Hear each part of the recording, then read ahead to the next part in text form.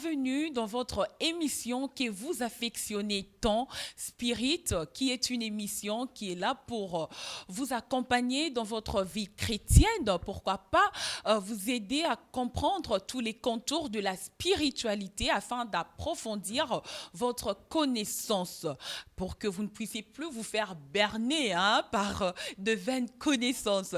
Voilà pourquoi cette émission est là. Alors, asseyez-vous confortablement parce que aujourd'hui, votre âme sera très très bien nourrie. Nous avons un invité spécial sur ce plateau. Il va nous parler, donc avec lui, allais-je dire, on va parler autour de comment vaincre la peur dans les moments difficiles et pourquoi pas aussi parler du ministère prophétique puisque c'est un prophète. Il exerce dans le ministère prophétique, donc ça vaut la peine. Alors, pour vous faire une petite idée de la personne que nous recevons aujourd'hui, c'est tout de suite dans Portrait, mais après ceci.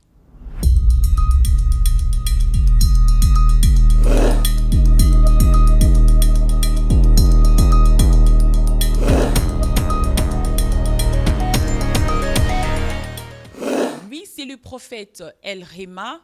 Il est né au cœur de la République démocratique du Congo et il a vécu très jeune l'impact de la douleur, l'impact de la perte.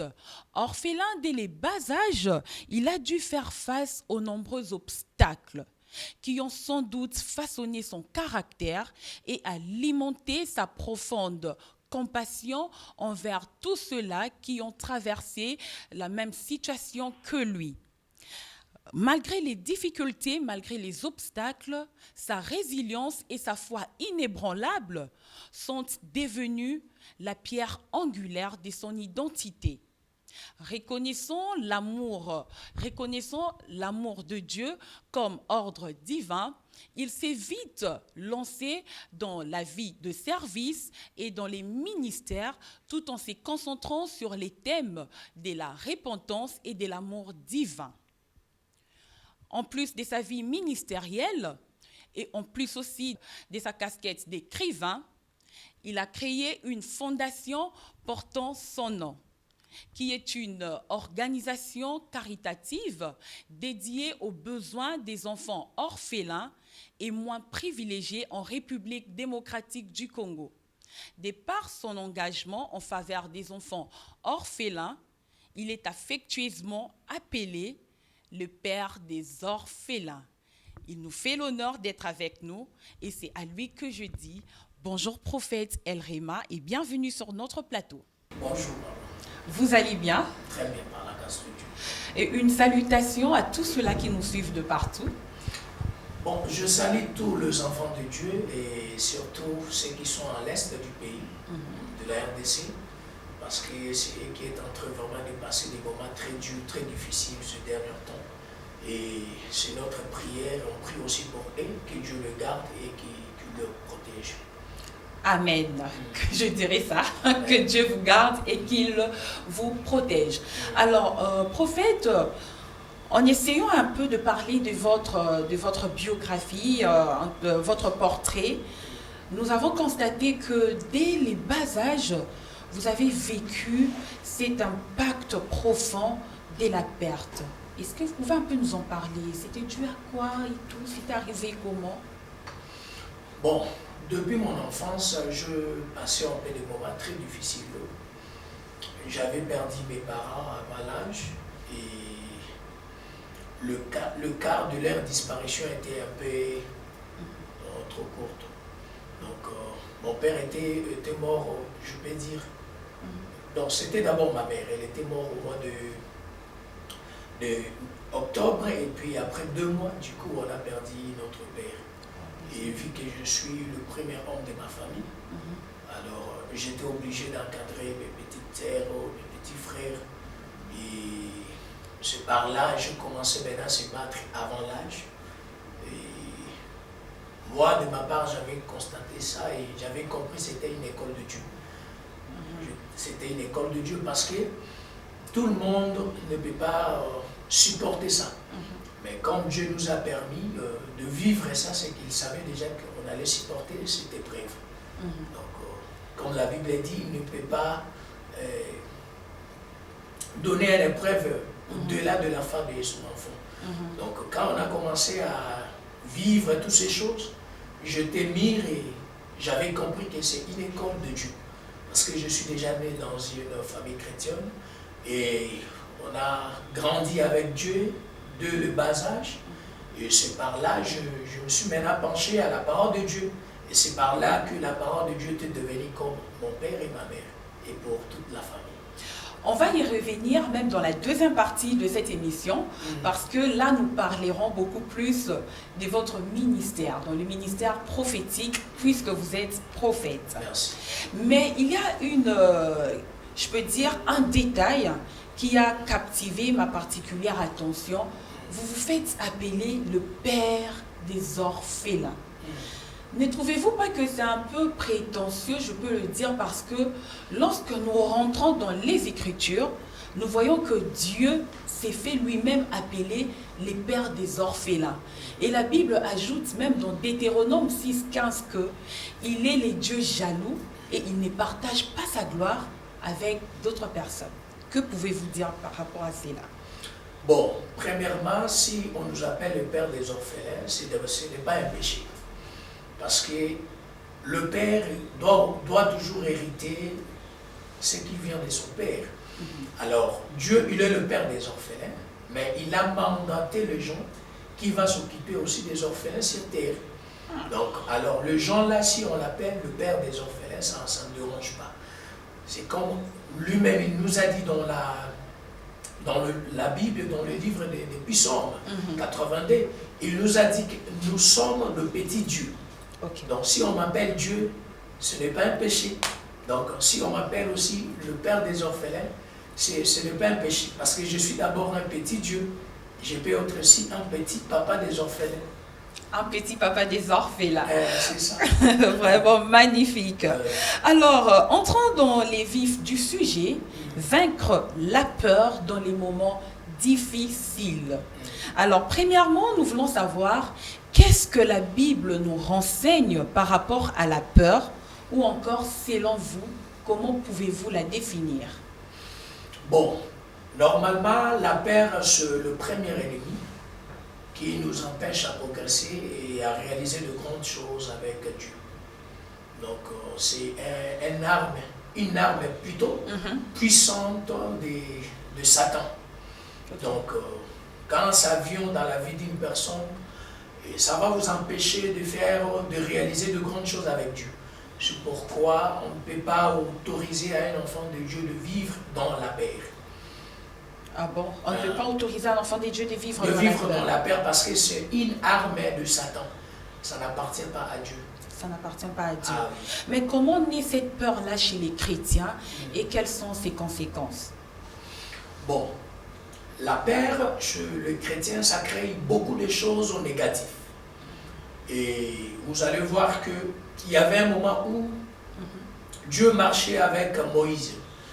Et Moïse, il avait aussi la peur parce qu'il était un peu bloqué. Il ne savait pas quoi qu'il pouvait faire, surtout au moment où il était descendu à la montagne pour arriver avec le livre des commandements. Alors, il a trouvé que son frère a créé de Dieu. Oui, avait fabriqué un veau d'or. Un veau d'or. Et Moïse, Aaron. Alors, c'est à ce moment-là, Moïse, il était maintenant de se poser plusieurs questions. Okay. Et Dieu lui a confirmé que je suis avec toi et je ne te laisserai pas. Et c'est la même parole qu'il a dit aussi à Josué.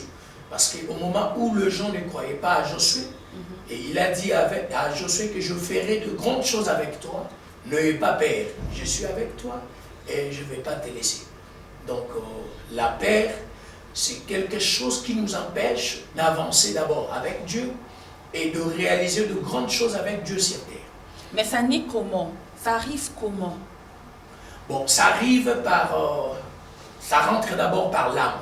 Okay. Parce que la peur, c'est un esprit négatif qui visite tout homme, tout être créatif que Dieu a créé, et quand ça vient juste pour t'affaiblir, affaiblir ton esprit.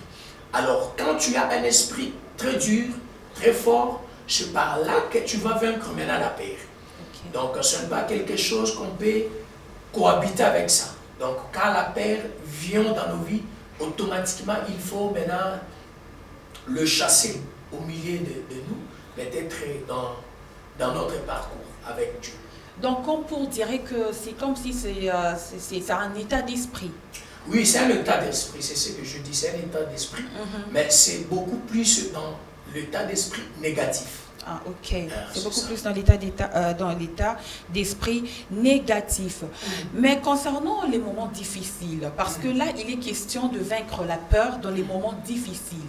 Alors, comment est-ce qu'un chrétien peut-il définir le moment difficile et que nous dit même la Bible face à ces genres de situations? Bon, ce que je vais dire maintenant, ça peut peut-être étonner plusieurs personnes. Ok. Aucun enfant de Dieu peut passer de moments difficiles. Pardon, prophète? Oui. On peut juste passer dans les épreuves. On peut l'appeler aussi dans le désert. Ce n'est pas le moment difficile. Non, pasteur, on y point où tu souleves, on a l'ingol manolango, soko le bango moi qui attend la lingala pour nous permettre, n'aime que lingala les moi passi avec vous, mais soko le bango moi qui na lingala pour nous permettre, balandina bisonyo ça va comprendre où tu kolobawana. Au lobby que aucun chrétien a coquille pour vivre un moment difficile. Ah oui. Parce que waouh, c'est quoi d'abord un moment difficile?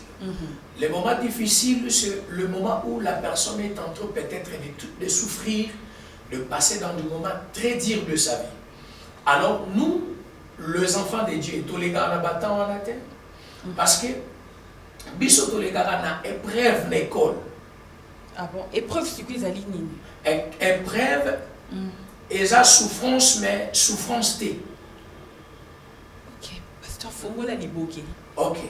Ça veut dire, épreuve ezali, motoizo les capitaines na posanga lamba, na posanga kolia, na posanga place en lala. Mais on va nous remarquer à chaque fois, douleur wana sur les lignes augmentées. Et ça, dans le moment où on a morti d'un corbeau, soit une personne qui sera comme un ange, qui viendra maintenant pour te fortifier. Okay. Maintenant, une personne qui passe dans les moments difficiles, les motos et les demeurer tous les jours. Alors nous, il y a le temps où on passe dans peut-être la difficulté, mais difficulté en gros, bisoba l'ensemble toko ko lobel toko ko pesa ngo falerte. Donc il faut toujours tout banaliser en gros parce que nous avons un Dieu qui a l'or, l'argent et tout. Donc si peut-être on manque à manger, à boire, c'est que alingi juste en Seigneur et lokomoko. Je peux vous dire une chose. Vous savez que c'est dans le moment très difficile de la vie d'une personne que la personne doit être mieux enseignée. Parce que dans le moment difficile, il y avait un moutou oye banane mouninga bala munayo et puis nani mouninga mabe. Ça nous rappelle même l'histoire de Job et rappelez-vous son histoire à Job. Exactement. C'est au moment où Job a souffert d'ailleurs ba vrai face ya banigana. Je vous donne un exemple. Quand vous avez des amis et vous avez l'argent plutôt et batunyo so babonoya nanda kuna po baibi na simana yo akozo ya kolia ya komela ya kolata akozo ape mongo ko répondre na besoin na ye. Mais lorsque aux en a rien ne mutoye pas na hôtel mais ce que bato babonoye pas na yo tango zangi biloko wana nyonso. C'est par là que on comprendre que yaza mutumala mupona ba. Alors nous, les enfants de Dieu, les difficultés, le souci, le problème, et ça juste et l'okoya dans un moment mokwamuke. Ce n'est pas quelque chose qui peut demeurer dans notre vie pendant toute notre vie. Même la Bible dit, le malheur atteint souvent le juste, mais l'Éternel l'en délivre toujours. C'est qu'on peut passer dans le désert comme les enfants d'Israël, mais il y aura un moment, et tant que le Dieu qu'on est en train de servir et de croire en lui, le souverain, il va placer le mal caché. Vous voyez? Donc, Atinda qui mano pas na sentiment. Mais atinda qui mal parce qu'à mon avis, degré à souffrance, c'est ça qui est le quoi, qu'on s'augmenter. Ce par-là, qu'il a envoyé le man pour que Bana Israël va se ressourcer, va encore force pour nous permettre de continuer jamais.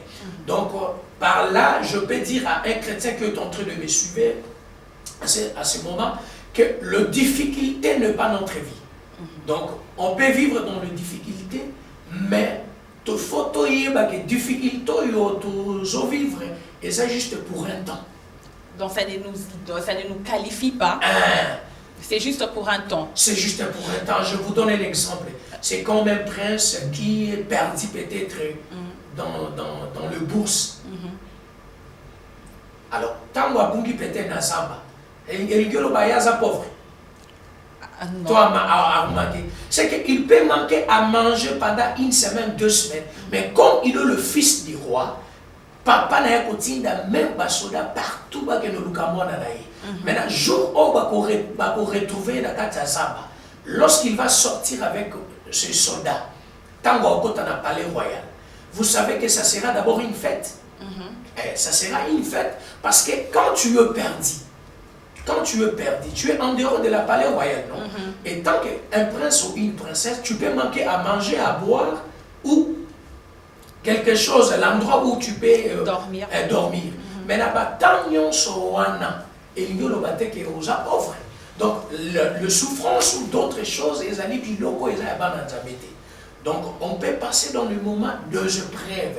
Et quand on passe dans le moment des épreuves, c'est une école que Dieu nous expose ou il nous introduit dans cette école pour grandir en esprit.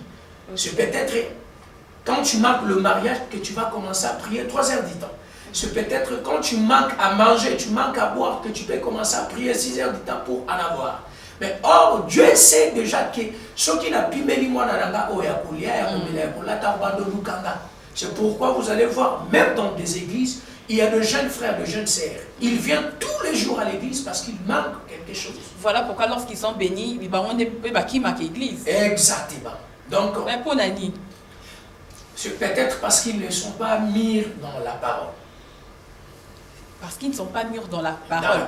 Donc là, la responsabilité vous incombe, vous les hommes de Dieu, vous qui enseignez la parole de Dieu. Parce que comment se fait-il, quelqu'un qui venait à l'église, qui était chômeur, qui était peut-être célibataire, et puis Dieu le bénit, à qui l'église a son monde et comme binobo bengaye, binoba pasteur, des fois vous êtes buté à ces genres de problèmes, ou comme je suis trop pris, mon mari, mes enfants, le chef, mon DG, voilà, ça va multiples explications. Bon, par là, je peux dire quoi? Lorsque quelqu'un a retrouvé peut-être l'argent, il a gagné peut-être sa vie et abandonné Nzambi. Bon, tu connais le faute à pasteur, tu connais le faute naïe.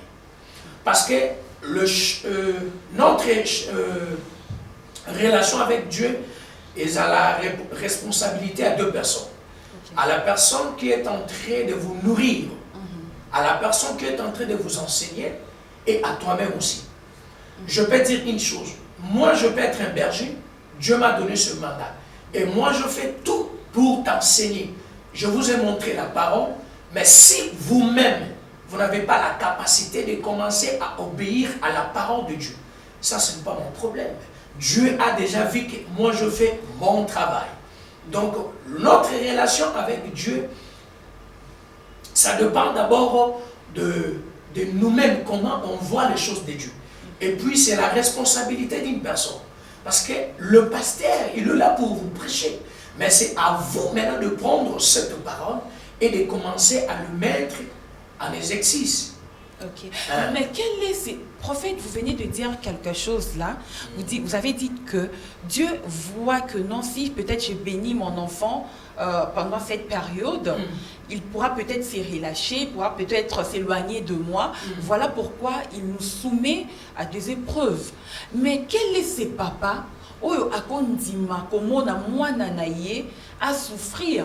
Voilà pourquoi komona bato mususu akoki na été akatisi na ye na ngambo mususu ayebi que kune umela kanango te et ya kanango noki noki, mais ici De l'autre côté, il faut jeûner, il faut chercher la parole, il faut chercher la face de Dieu, il faut s'aimer encore bino mikolo, il faut nini, ça va sacrifice, il faut qu'on paie sa action de grâce, il faut qu'on paie sa dîme, offrande, pour au monde à l'eau, ensemble.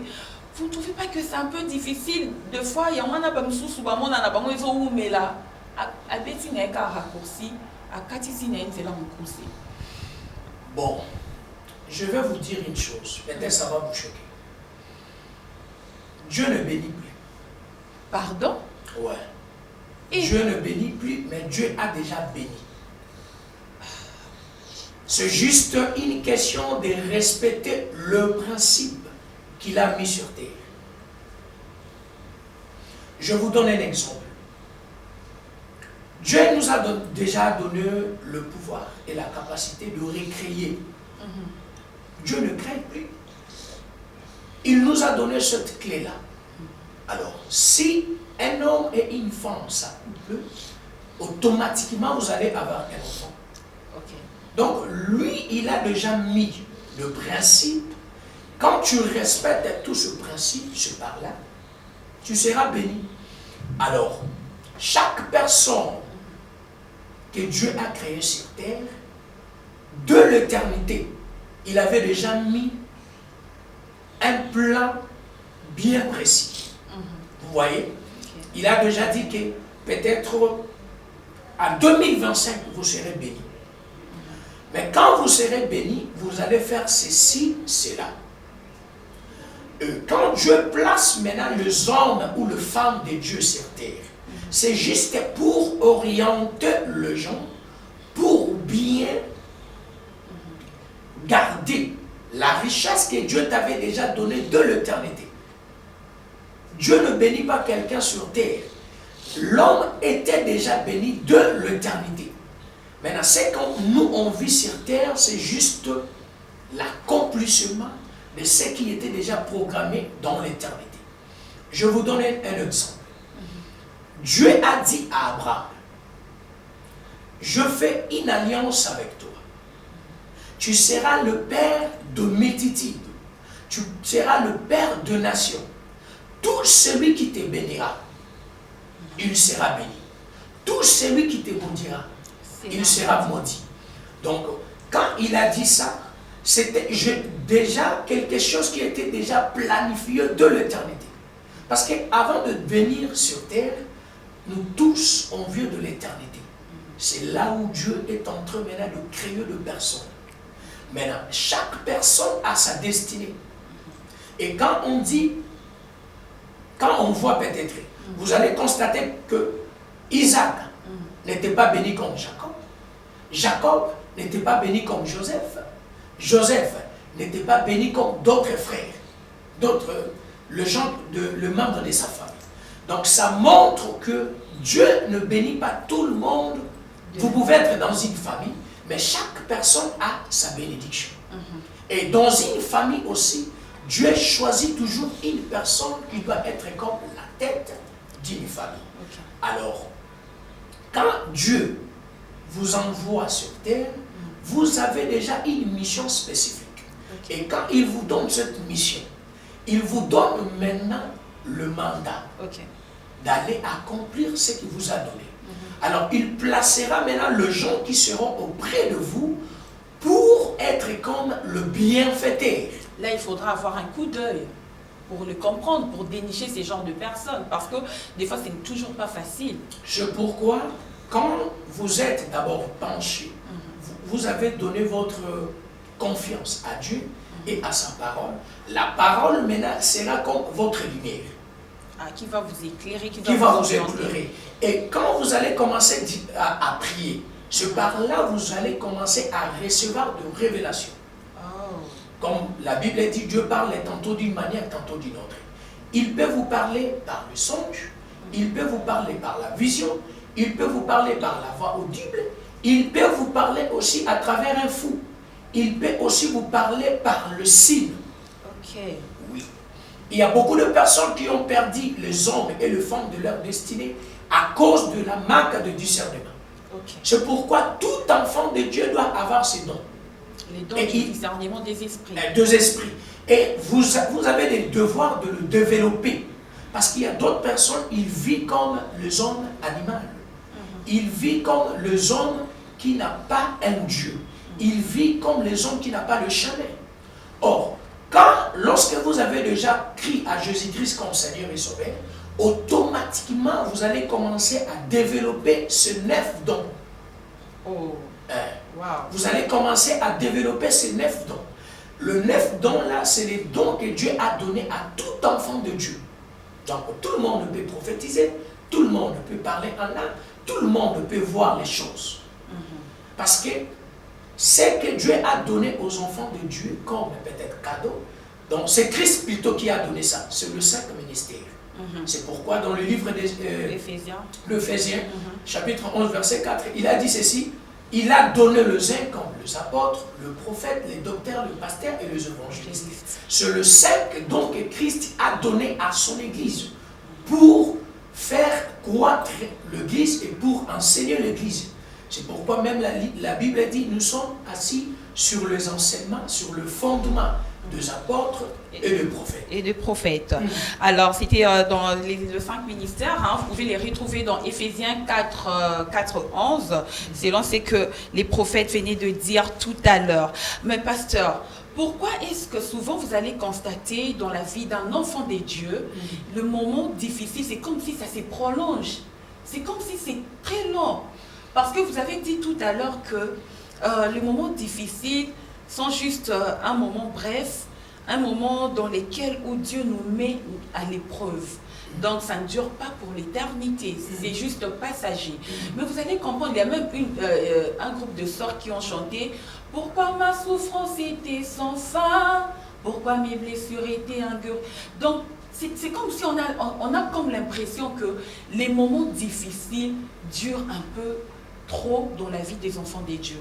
Pourquoi on a cette impression-là? Parce qu'on manque la foi. Parce qu'on manque la foi. Parce que quand vous avez déjà la foi, la paix n'aura pas la place dans ta vie. Parce que Job a dit, non, Daniel a dit, même si je passe dans la vallée de l'ombre de la mort, je ne crains aucun mal. Je ne crains aucun mal, car je sais que tu es avec moi. Vous voyez? Donc, il a compris, même si on lui avait jeté dans le fosse au lion, mais il y avait un Dieu qui s'appelle le lion de la tribu de Juda. Donc, ce lion-là, il a rentré avec Daniel. Au lieu que les lions voient Daniel comme un humain, il voyait Daniel comme un autre lion dans le fosse au lion. Ok. Oui. Maintenant, ça, c'est la révélation. C'est pourquoi j'avais dit, pour connaître un prophète, c'est celui qui a la capacité de révéler le chrétien et de le mettre en place. On va y arriver. Ah, oui. Donc, Daniel, il passait des moments très difficiles aussi. Parce qu'on n'a pas voulu qu'il commençait à prier un autre Dieu. Mais pendant qu'il passait dans les moments très difficiles, pendant les 21 jours là, quand tu priais, il a donné seulement sa foi à Dieu. Okay. C'est comme Job aussi. Pendant qu'il parcourait le moment très difficile, il était toujours mire. Même sa femme lui a dit, est-ce qu'on fait Zambenayo? Mais il était toujours mire parce qu'il avait la foi. Donc quand on passe dans le moment très difficile de sa vie, c'est qu'on peut garder pour ne pas vivre la paix, c'est de mettre la foi en exercice. C'est mettre notre foi en exercice. Ah oui. Alors comment y procéder, comment s'y prendre? Comment procéder, Donc comment mettre cette foi-là en exercice, comment faire? Donc ça parce que pendant les moments difficiles, il faut garder foi na misala, si je peux le dire comme ça. Maintenant, comment le faire? Parce que toyo kaka foi il faut que za na kondima. Toyo kaka yango. Mais na koti yango ndenge nini na misala. C'est de commencer à vivre la richesse au moment où tu es pauvre. Pardon, prophète, comment ça? Je suis pauvre. Ben, il faut commencer maintenant à vivre déjà comme un riche. même quand tu es à la galère, commencer directement à vivre comme quelqu'un qui vit dans l'abondance. Et, prophète, Ah oui. Naza n'est l'autre côté, maintenant, ben, pour vivre le col, la moto, Naza n'a besoin. Oui. On est orgueil, prophète. Non, ce n'est pas de l'orgueil, mais c'est un état d'esprit. Ok.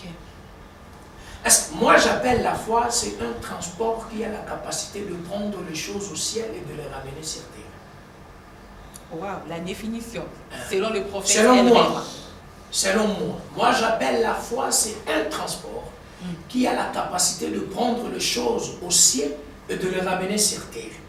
Et la deuxième définition de la foi, selon moi, la foi, c'est un transport encore qui prend les choses dans la divinité et de les ramener dans la nature. Wow.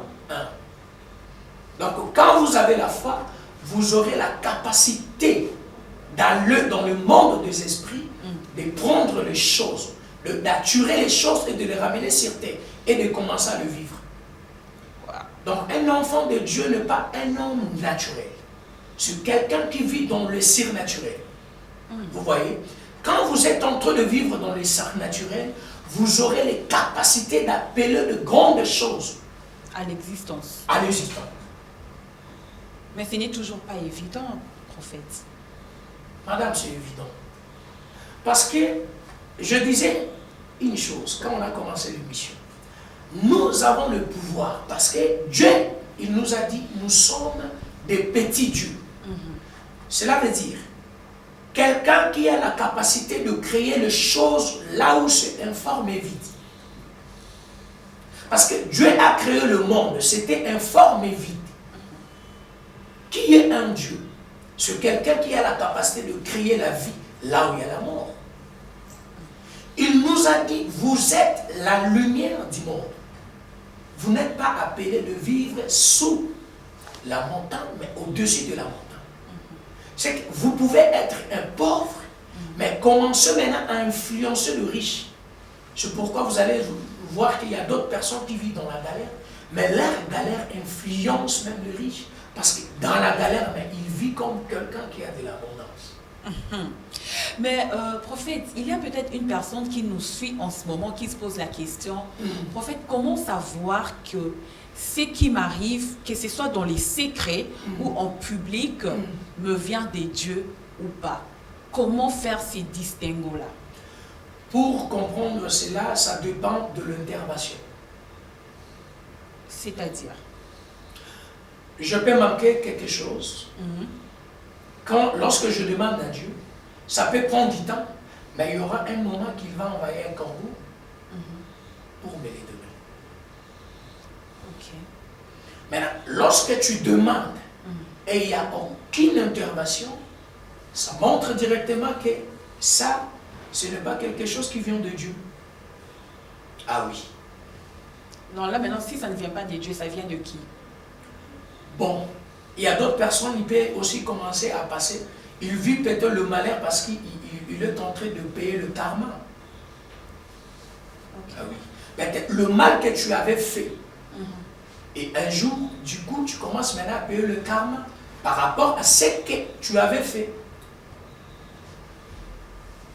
Donc, lorsque tu passes des moments très difficiles et qu'il n'y a aucune intervention, sache que le malheur là ne vient pas de Dieu. Et puis Dieu ne peut jamais amener son enfant de vivre le malheur. C'est lui qui a dit dans le livre des Jean, je souhaite que tu prospères à tous égards comme l'état de ton âme. Donc, s'il n'y a pas la prospérité, le contraire de la prospérité, c'est le malheur. C'est la chasseresse, c'est d'autres choses. C'est que quand tu vis toutes ces choses, ça montre directement, soit ça vient du diable, soit ça vient de toi-même. Souvent, on accuse toujours le diable. Oui, beaucoup de personnes accusent le diable par manque de conscience. Ok, comment ça? Oui.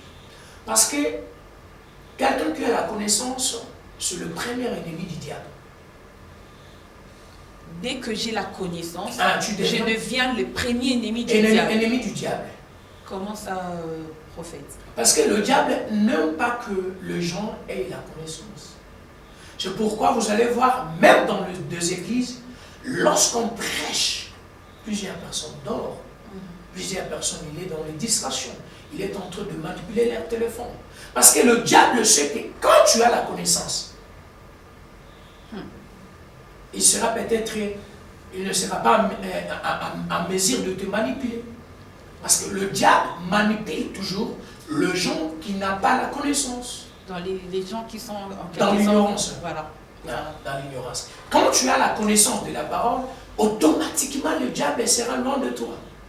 Voilà pourquoi il faudra alors méditer la parole de Dieu. Méditer la parole. Même la Bible dit, il faut le méditer jour et nuit, afin que tout ce qu'on fera, que le succès demeure avec nous.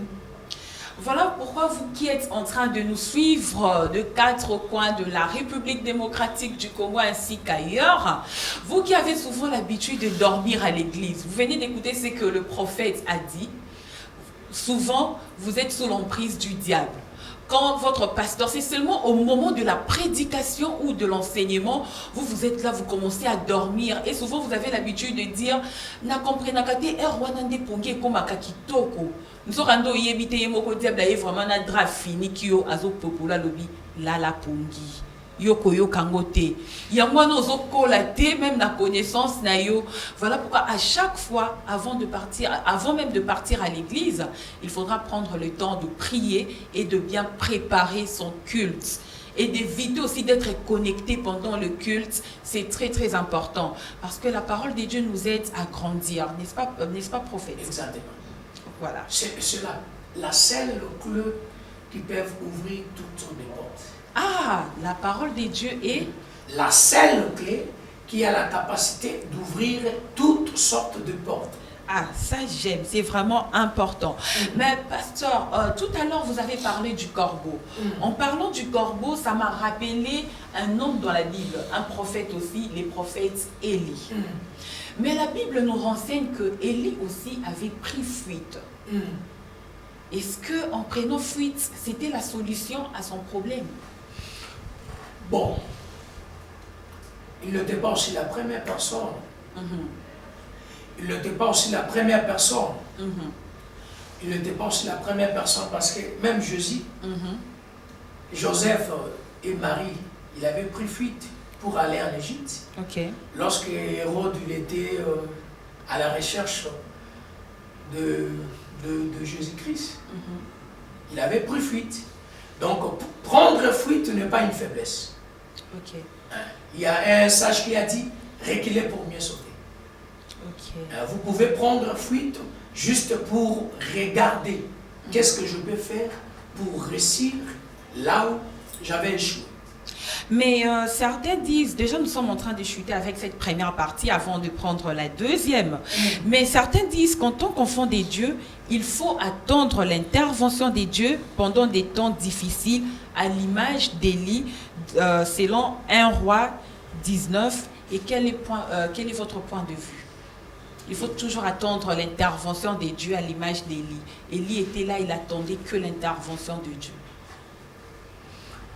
Il faut attendre Dieu et l'intervention du Congo pendant qu'on est en train peut-être de passer des moments difficiles. Oui, il faut attendre. Parce que Dieu est le seul maître de notre vie.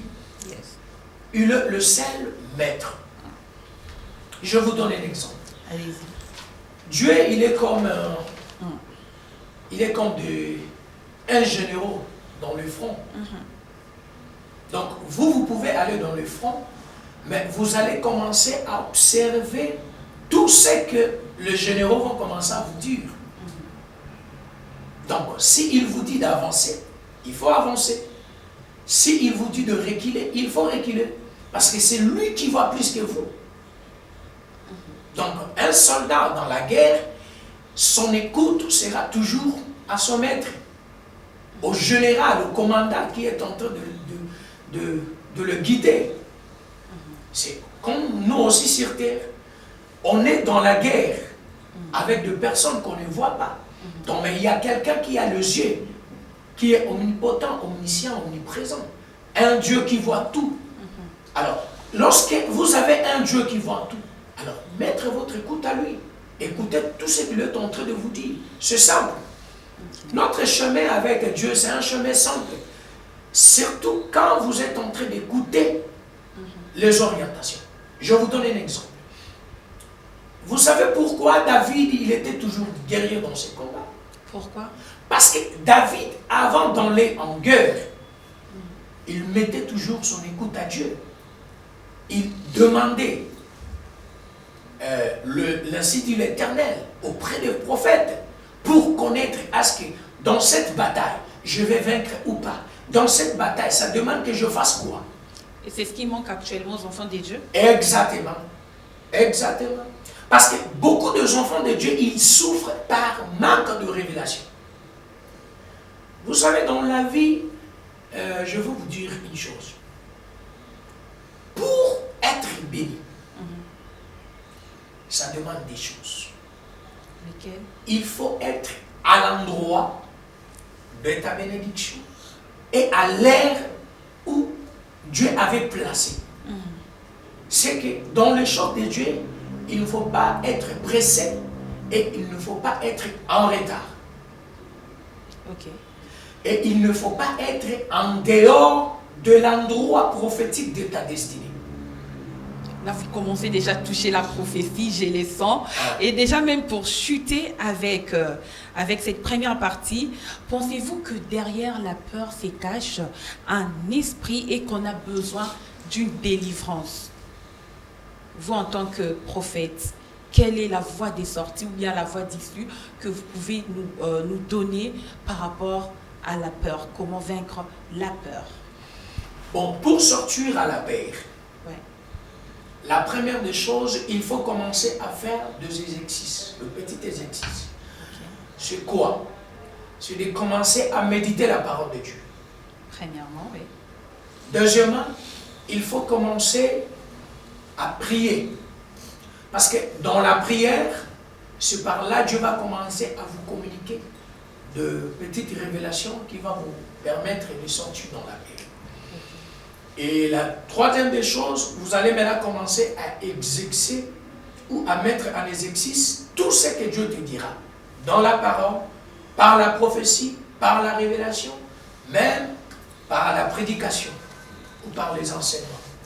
Waouh, c'est vraiment merveilleux. J'ose croire que vous avez bien compris, vous avez bien suivi de près le prophète, toutes les orientations qu'il a eu à nous donner par rapport à comment vaincre la peur dans les moments difficiles. Et nous espérons que ça vous a vraiment édifié. Alors, avant de basculer dans la deuxième partie pour parler du ministère prophétique, soufflons un peu avec cette belle mélodie de notre frère David Isé, Atmosphère, et on se retrouve tout juste après.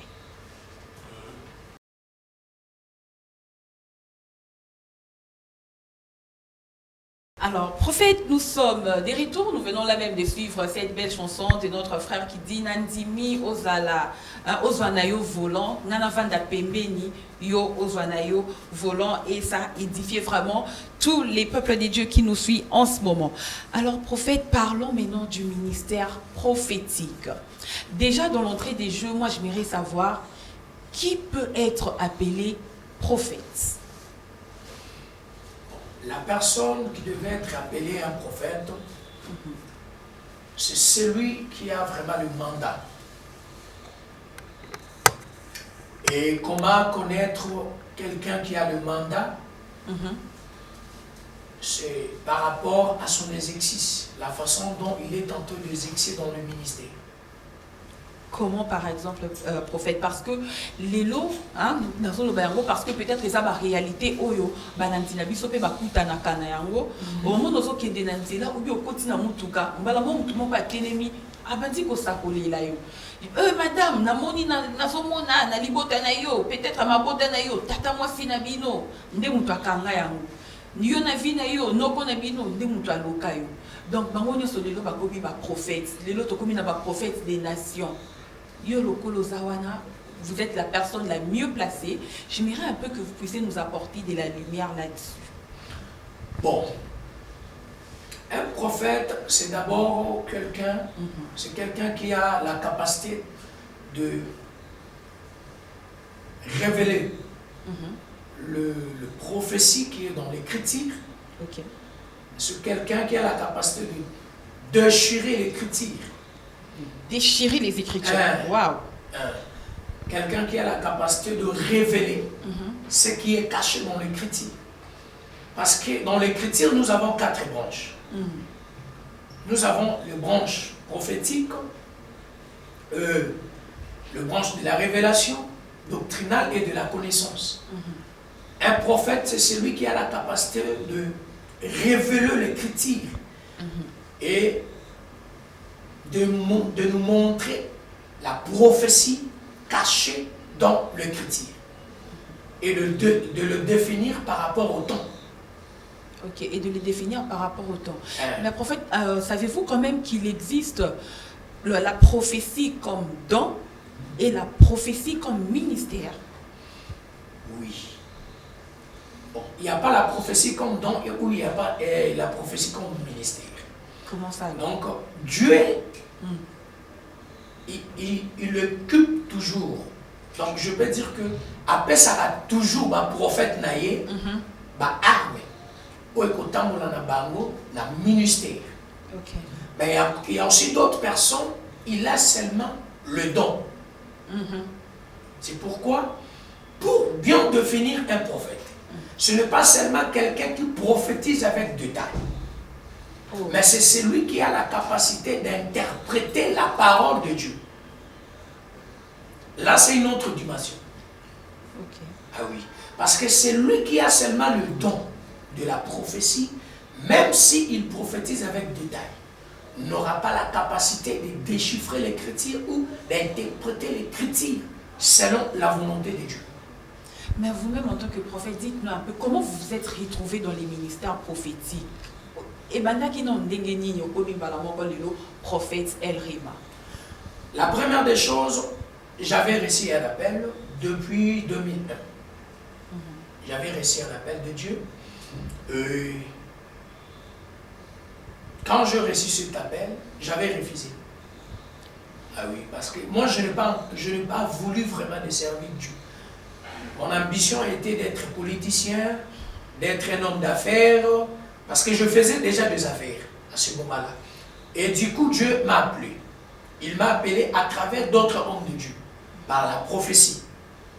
À chaque fois que je partais à l'église, le prophète me disait toujours que Dieu t'a appelé au ministère. Tu dois servir Dieu. Tu dois servir Dieu. Mais moi, j'avais refusé.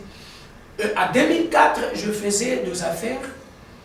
Et du coup, j'avais perdu, je peux dire quoi, le capital.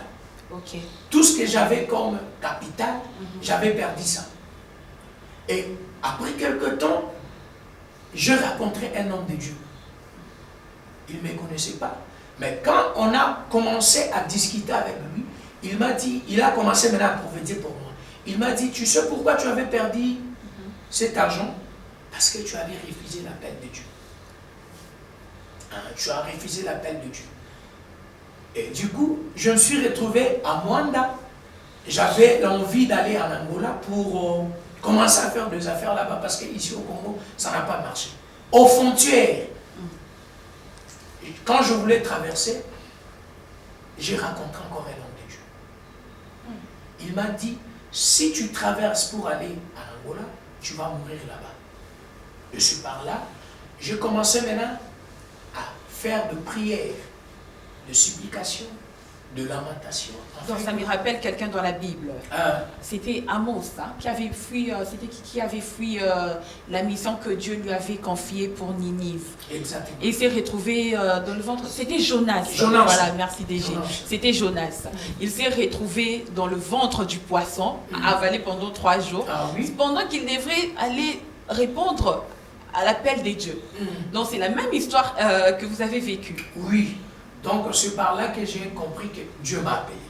Mais je ne savais pas que je serais un prophète.